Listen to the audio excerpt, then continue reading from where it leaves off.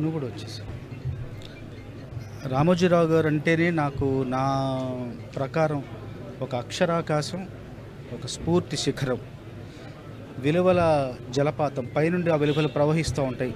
ఎన్ని సంస్థలు ఉన్నాయో, ఎంతమంది వ్యక్తులు ఉన్నారో అందరిలోనూ రామోజీరావు గారికి ఉన్న దీక్ష, పట్టుదల, ఆ అంకిత భావం, ఆ ఏకాగ్రత అన్నీ కూడా పైనుంచి ప్రవహించాయి.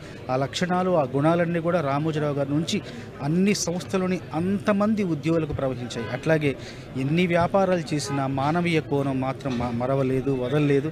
అట్లాగే వ్యాపారాలతో పాటు, విజయాలతో పాటు ఆ విజయాల వెనకాల ఉన్న విలువల్ని మనం ఎప్పుడూ గుర్తించాలి, గుర్తుపెట్టుకోవాలి.